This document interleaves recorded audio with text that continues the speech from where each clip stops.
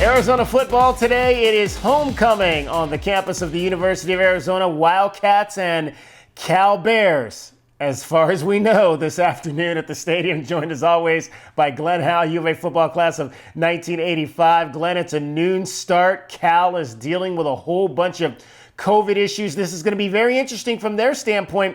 In the past, this would have been a huge issue, Glenn, because you would have had to burn a ton of red shirts for freshmen who hadn't played. But now with that 4-game situation, maybe they've got some guys who haven't played in that 4-game range yet who they can put out here and not necessarily have to go and burn a whole bunch of guys and lose that 1 year. Yeah, but it's still in a difficult situation, Dave, because if you look at the guys, if they're coming off the scout team, even though they're playing Arizona, that's 0-8. You look at that, it's still going to be a difficult task for them. And when you talk about obviously building off of last week, I think for me and Will Plummer, for him, he needed to have that game to prove to himself that he could play at this level. Now you hope that he's got the confidence to move forward and continue to put another good game on top of another good game. Well, if the coaches can get him in that same kind of groove, understand where he feels comfortable with what plays that he can execute, and that's what we should be going with. First of all, and always, is that as a quarterback is always comfortable when you have a run game. So we're going to have to try to run the ball, get him comfortable, and then start with the plays that he feels comfortable with. And Glenn, again, we don't know who's not potentially or who's not going to play for the Cal Bears in this ball game due to this COVID situation.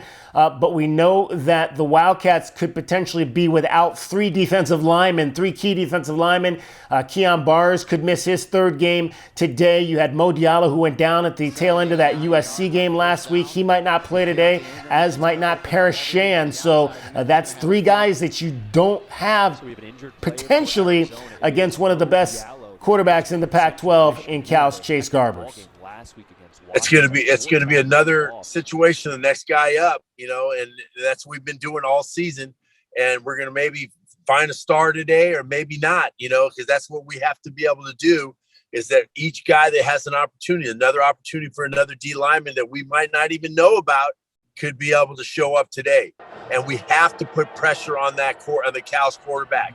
It's important that we do that, because if you look at his past, he's been playing better the last couple of games, but when you put pressure on him, he's susceptible to throwing some picks. And you talk about putting pressure on the quarterback. My one to watch for the Cal Bears is their outstanding outside linebacker. Talking about Cameron Good. He's as good as another Cameron that came out of Cal a number of years ago, Cameron Jordan, who's playing in the NFL, making his living now with the New Orleans Saints. Cameron Good, actually, he's played 3 more games than Cameron Jordan. He's got 1 more sack. So that tells you all you need to know about how good he can bring it off the edge. Yeah, and that's just another great opportunity for Jordan Morgan.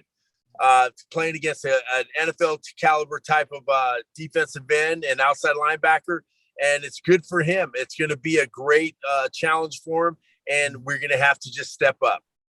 And I want to get into the targeting, Glenn, as we talked about that on Monday with what happened with Jackson Turner. Don Brown made some comments this week. First, let's hear what Coach Brown had to say about his feelings on what happened in Los Angeles. It might be the worst rule in college football. I mean, how do you go from 100 miles an hour? Oh, hold on.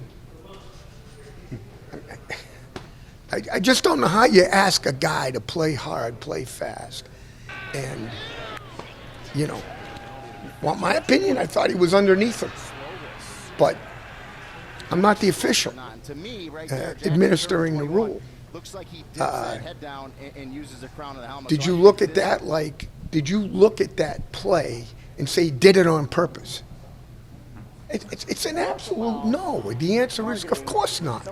To me, you just move on.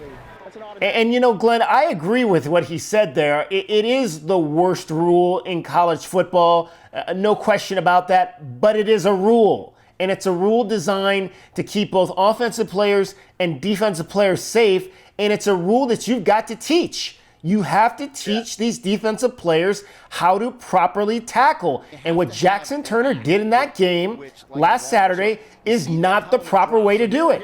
And he's got to be taught by Don Brown, by Chuck Cecil, by whoever else, Dwayne Walker, who's handling safeties. He's got to be taught the right way to do it. Yeah, it's important. Rules are going to be changed all the time. They're going to have rule changes, and you got to adapt. That's the way it is. And if you have to learn how to keep your head to the side, then you got to be able to work on keeping your head to the side and not leading with your crown. It's just practice. It's understanding the rules, and you can't make those mistakes, because sometimes in those mistakes can cost us games. All right, Glenn, we didn't get into it on Monday, but you won. You got a stake back from last week because the Trojans did not cover the 21-point spread in their win over the Arizona Wildcats. So one less stake at Kelly's Steakhouse for you. And I know this is always a big game for your family because you've got Cal Bears that are also Howells as well.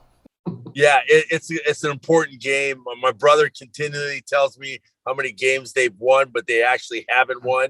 He always tells me when we win that they won, but we're gonna show him, that the Cal Bears, that they're gonna actually get a big L. All right, well, I can't wait. In fact, as soon as we get done here, I'm headed over to the stadium to see my first game of the season. It is the Cal Bears and the Arizona Wildcats homecoming here in Tucson. Kickoff just a few hours away at noon. For Glenn Howell, I'm David Kelly. We'll be back to break it down for you on Sunday night.